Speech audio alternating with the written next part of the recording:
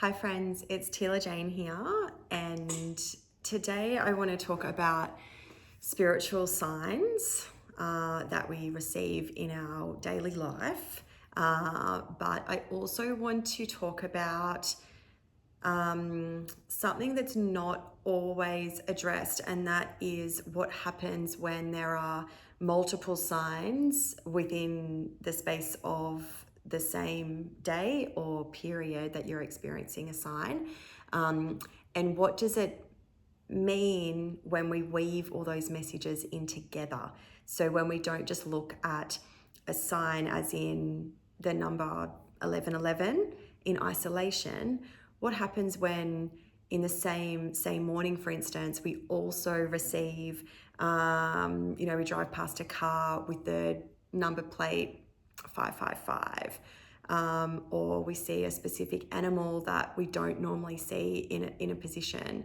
I really want to talk about, because I'm going to give you an example, because this happened to me this morning, and I will reference a few signs that I've received, but what I want to do is then translate those signs, or attempt to, by putting them all together in the same sign as such, because I think sometimes, and I think if you've ever received angel numbers or a specific animal in your path that just didn't quite make sense, that sometimes it's almost as if the universe is really, really on certain days trying to get our attention, and that it's doing so in whatever way it possibly can.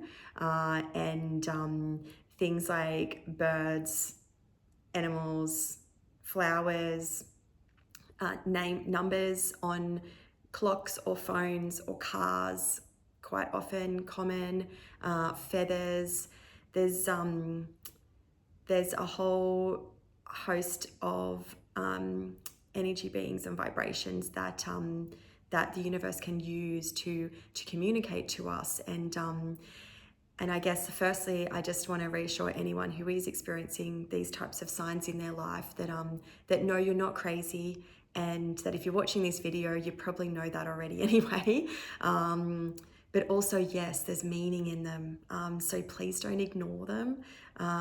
Your guides do not want you to ignore them. I started receiving signs quite a few years ago now in the form of kookaburra bird, which is an Australian bird, native bird, to the point where they would follow me home even at night, and they're not nocturnal, and they'd wait for me, like, in my driveway, or like on my balcony. They'd sit on the gate, and they would wait for me always in threes. So they will really, really try and get your attention, especially if you start noticing even a tiny bit. And what's really good to have is like a journal where you can just record what signs you've received on a certain day. I find that that's really helpful as well. But I just wanted to give you an example of what happened to me this morning. So I have had a really big weekend, organising events and things, and I haven't stopped, and so I took myself down to the beach, and I was walking up the beach in a certain direction so I could see everything that was in my path. I then went up to a rock and sat by it and did probably a 5 to 10 minute meditation. It wasn't too deep. I was just dropping in and out, and just really, I was really appreciating the ocean as well, and just the sounds it was making.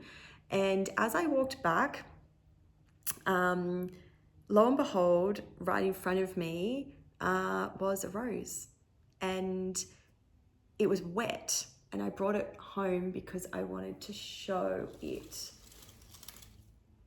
And this is the rose that was in my path. It was wet, and it had unmistakably, because it hadn't been there 10 minutes earlier, been washed up by the ocean.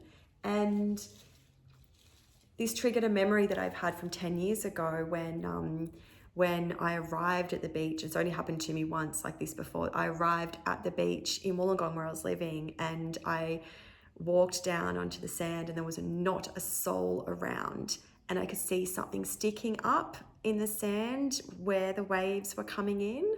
And so the water was actually, it was in the water, but it was actually standing up really tall and strong. And it was this perfectly, perfect, it was just such a perfect red rose standing up in the ocean at the moment I arrived at the beach. And I was really in need of some reassurance that day that I was on the right path with things. And I think I was quite emotional. And I brought the rose back and sat with it and just was in shock. And I started journaling about it down the beach. And then I think it might have been about 10 minutes later, another one came, but this time it was washed up, and I just burst into tears because, I mean, what are you to do? You can't explain this to anyone except yourself sometimes. But this morning when it happened again, it was a reminder of that time in my life, and so I'm using that time in my life as well as today as a sign. And I believe that the universe has a strong message for me in that I am solidly on the right path, and that my setbacks are going to disappear. And I need to believe in the beauty of the rose and the cycle of the rose. So we're just about to change seasons here in Australia, and that's meaningful as well, I believe. And we're seeing this cycle of winter ending and spring coming in, and spring is always a time for new beginnings. So I guess that's the first sign was the rose. So I received the rose, and then I had black cockatoo. I always associate black cockatoo with new beginnings, fresh starts, but also that time of renewal. So then I had a very, very profound, it was 2 black cockatoos that literally, and they're huge birds. They usually don't come so low, and and I heard their call first, and then I actually saw them in front of my car. They circled my car and really wanted me to know that they were there, and then continued on their way, and then they stopped in a tree down low that I was about to drive past. So black cockatoo as well as the rose. Whenever I have animal encounters, I always consult Scott Alexander King. He's an absolute master with animal dreaming work, and he's Australian, and his book, Animal Dreaming, is my go-to whenever I need to understand how an animal has come into my path and what it might mean or symbolize. So I'll read it out because the black cockatoo is actually really, it's a really powerful spiritual sign to receive. It is said that the black cockatoo retains what's called the genetic memory of the time when the universe was actually created, when it was still in darkness. And so it is said to carry the memory of this a very sacred time. And the call of a black cockatoo, if you've ever heard it, is so ethereal. It demands that you stop and honor it. It is that profound and just a little bit haunting in a way, but in a good way, in terms of you remember something. And it is just a beautiful, beautiful call. And when it's done in a group of black cockatoos, it's even more. But sometimes the solitary black cockatoo, as it passes, is all the more powerful, because it's almost encouraging you to stand up and be yourself, and to follow its lead, and to be that leader. You don't have to wait for somebody else to have to follow them, to really believe in your personal power.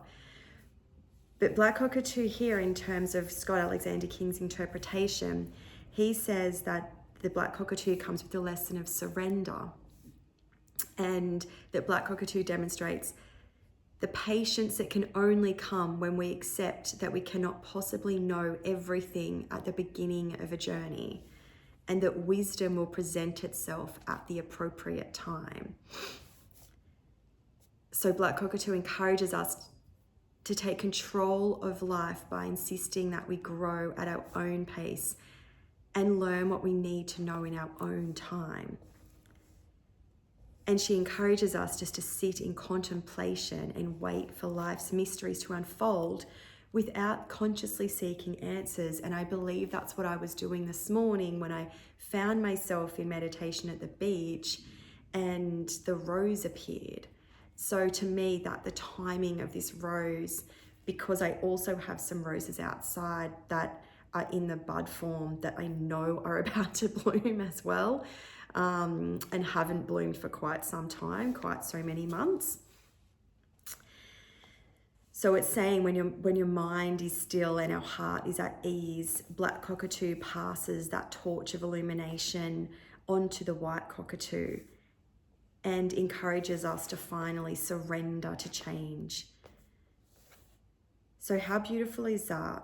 It's just, the Black Cockatoo is so symbolic. So I've had this new beginning, this encouragement to surrender, as well as the very, very rare sign of a rose at the beach at the start of spring, which is also that cyclic new beginning, trusting in the universe and knowing that I'm on the right path with what I'm doing. I have had quite a few setbacks in recent months, and I'm overjoyed to finally be receiving these signs. In terms of numbers, so after the beach, as I was driving home, and it was only 10-minute drive, I went back to my car in the car park, and I was right next to, a car had parked next to me, and the number plate was 888. So I took a photo of it as well, because I have to take photos of these things, because sometimes even I can't even believe it. And I do this kind of stuff in my line of work. So essentially with numbers, I always will consult Carl Gray's Angel Numbers book. It's really, really spot on. I believe that his interpretations of angel numbers are by far the best. He lives it. He is, known as an angel whisperer. He hasn't been known as that since he was a teenage boy living in Scotland, which he still lives. And I trust in his interpretations of the numbers. So the number 8 just on itself is representative of journey, growth, and spiritual lessons. As the number 888, it says your life purpose and your wishes are in alignment. You're doing the right thing and are on the pathway of light. So this is about life, how we all, I guess, I look at my life's purpose. I think about the book The Alchemist a lot, because I read it a lot. But in terms of like a personal destiny, and that we do all each have a purpose and meaning to the life that we're currently in. So 888 was right next to my car. So I'm like, okay, I'm on, obviously today is a big day for a reason. And that to me is a positive affirmation that everything I've been doing is not only in alignment with what I am supposed to be doing, but also that it's coming together now and perhaps in a bigger way. I started to drive my car along the water's edge, along the Tweed River. And as I was doing that, a car passed me and its number plate was 555. So I just had the 888. I'd had the rose, I'd had the black cockatoos, I'd had the 888 number plate. Then I got the 555 number plate. And 5 as a number is representative of changes, effort, action and input required. So this is the action number, the action card as such, that I'm in alignment.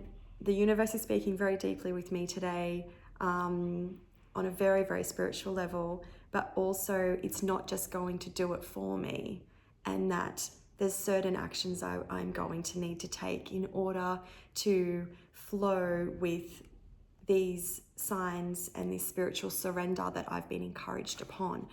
So 555, when the numbers are grouped together, 555 says all of your efforts are paying off. Abundance is yours to have, live and experience. Open up your heart, arms and mind to receive the blessings that are being offered to you now. So some of you might be similar to me in that sometimes I find it really hard to receive.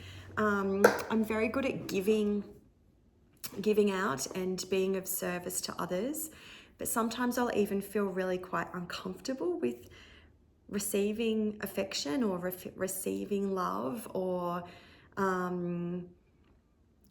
truly believing that that I'm worthy of receiving. So that number to me is a real allow this, Tila, allow it and surrender to it, and all good things are coming.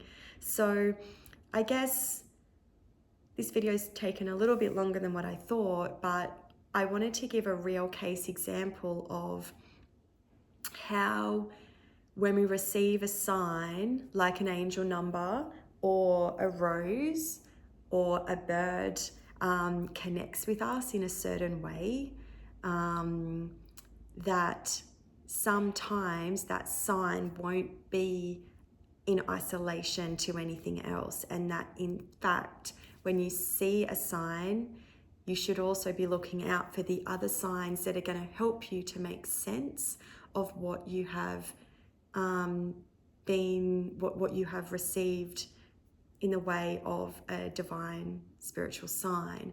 So the key message of this video and takeaway that I would like you to take with you today is for this to be your action calling card, your prompt to grab that journal out or any type of notebook or anything. You don't have to write big, long-winded essays about this type of stuff, but pop the date, pop the time, and then pop whatever the sign was. And what you'll start seeing is a weaving of signs in your life that do hold a deeper meaning than just the one sign in isolation. So I, as I've said, use tools like Carl Gray is my go-to for anything angel number. Scott Alexander King is my go-to for anything animal related. There's plenty of animal communicators about in the world as well. So wherever you are locally and whatever country you're in, seek out an animal guide that understands the spiritual importance of your native animals, because quite often it's the native animals that will try to communicate with us. And just reach out to me if you're looking for any tips or further information, or if you would like me to help you along your path of interpreting the signs in your life. And until next time, I will say goodbye and thank you. If you've made it to the end of the video, please leave me a little sign that you've received lately, whether an angel number or an animal, and just pop it as a little emoji in the comments. And if you've liked this video, please remember to subscribe to my channel, Tila Jane. I talk about all things spiritual and signs and oracles. I'm really into the Rose Oracle, as well as yoga, meditation, retreats, motherhood. But essentially this channel is my soul's desire. It represents everything that my soul wants, and it's my, I guess, my translation of what my what my journey is, and how I use my spiritual life to make sense of my meaning and purpose in this life. So thank you for watching until the end, and yeah, reach out to me and say hi. Lots of love.